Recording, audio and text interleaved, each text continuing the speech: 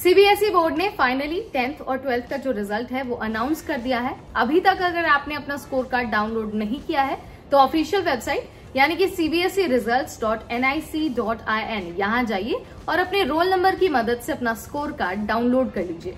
देखिए, रिजल्ट तो आ गया और बहुत सारे ऐसे भी बच्चे होंगे जो अपने रिजल्ट से बहुत ज्यादा खुश होंगे, लेकिन वहीं बहुत सारे स्टूडेंट्स ऐसे भी होंगे जो अपने मार्क्स से सेटिस्फाइड नहीं होंगे और बहुत सारे ऐसे भी बच्चे होंगे जिन्हें एक या दो विषय में असफलता मिली होगी।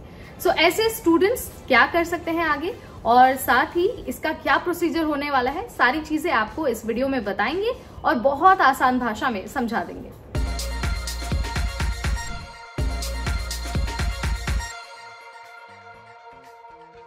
हाय एवरीबॉडी, मैं हूं आपकी होस्ट नेहा उपाध्याय और आप सबका बहुत स्वागत है एनबीटी टेकेड पर। आज के इस खास वीडियो में बात हो रही है सीबीएसई बोर्ड के रिजल्ट के बारे में। देखिए, जो भी स्टूडेंट्स अपने रिजल्ट से खुश हैं तो वेल एंड गुड, लेकिन जिन भी स्टूडेंट्स को शिकायत है अपने रिजल्ट से या फिर वो चाहते हैं कि उनकी जो मार्कशीट है उसकी दोबारा से जांच हो, तो ऐसे बच्चे वेरिफिकेशन के लिए या फिर रिवैल्यूएशन के लिए अप्लाई कर सकते हैं। देखिए, रिजल्ट से पहले सीबीएसई ने जो रिवैल्यूएशन का स्केड्यूल है ना वो रिलीज कर दिया था अपने ऑफिशियल वेबसाइट पर। स्केड्यूल के अनुसार आप 4th वीक ऑफ मई से जो आपका रिवैल्यूएशन है ना उसके लिए अप्लाई कर पाएंगे। बस आपको छोटे छोटे स्टेप्स फॉलो करने होंगे और उसके बाद आपका फॉर्म जो है वो एक्सेप्ट हो जाएगा। सो सबसे पहले आपको जो सीबीएसई बोर्ड है उसकी ऑफिशियल वेबसाइट यानी कि cbse.gov.in, उसके बाद वेबसाइट के होम पेज पर अप्लाई फॉर रिवैल्यूएशन इस नाम से एक लिंक दिखाई देगा।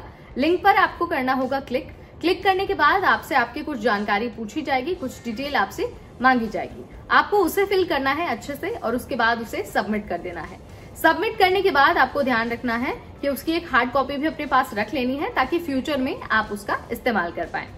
अगर हम बात करते हैं कि रिवैल्यूएशन का रिजल्ट कब आएगा, स्केड्यूल के अनुसार 17th ऑफ मई को जो रिवैल्यूएशन है उसका रिजल्ट आ जाएगा और फॉर्म भरने की जो लास्ट डेट है वो है 21st ऑफ मई।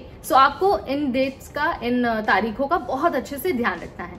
अब हम बात कर लेते हैं उन स्टूडेंट्स के बारे में जो एक या फिर दो विषय में इस बार सफल नहीं हो पाए हैं। देखिए, आप अपना जो परफॉर्मेंस है ना उसे एनहांस करने के लिए या फिर सुधारने के लिए आप कंपार्टमेंटल एग्जाम दे सकते हैं और उसके लिए भी आपको एक फॉर्म भरना होगा। लेकिन इस बात का आपको ध्यान रखना है कि अगर आप 2 से ज्यादा विषयों में असफल हैं यानी कि फेल हो गए हैं तो आप कंपार्टमेंटल एग्जाम देने के योग्य नहीं है। आपको उस क्लास को रिपीट करना होगा। यानी कि फॉर एग्जाम्पल मान लीजिए आप 10th में थे, इस बार अपने 10th का एग्जाम दिया था और आप 3 विषयों में फेल हो गए हैं, तो आप कंपार्टमेंटल एग्जाम के जरिए अपना परफॉर्मेंस नहीं सुधार सकते, बल्कि आपको जो 10th है ना उसको दोबारा से पढ़ना होगा। बट अगर आप 2 विषयों में फेल हैं, मान लीजिए साइंस और मैथमेटिक्स में आप फेल हो रहे हैं, तो आप कंपार्टमेंटल एग्जाम देकर इन दोनों के मार्क्स को एनहांस कर सकते हैं, अपना परफॉर्मेंस सुधार सकते हैं। सेम 12th के लिए भी है। अगर 3 विषयों या फिर 4 विषयों में आप फेल हो रहे हैं तो आपको वो क्लास रिपीट करनी होगी। इस बात का आपको बहुत अच्छे से ध्यान रखना है। आपको बता देते हैं कि ये जो कंपार्टमेंटल एग्जाम है ना इसका रिजल्ट लास्ट वीक ऑफ जुलाई तक आ सकता है। हालांकि अभी कोई ऐसी फिक्स तारीख तो नहीं है, बट कहा यही जा रहा है कि लास्ट वीक ऑफ जुलाई तक रिजल्ट पॉसिबल है। आप इन चीजों का ध्यान रखिए। अगर आप अपने मार्क्स से सेटिस्फाइड नहीं है तो आप रीचेकिंग के लिए या फिर रिवैल्यूएशन के लिए अप्लाई कर सकते हैं और अगर आप 1 या फिर 2 विषयों में असफल हो रहे हैं तो आप कंपार्टमेंटल एग्जाम के जरिए अपना परफॉर्मेंस एनहांस कर सकते हैं। This is all about CBSE board result 2024। अगर आपका कोई सवाल है या फिर आप कुछ और हमसे जानना चाहते हैं तो let me know in the comment section.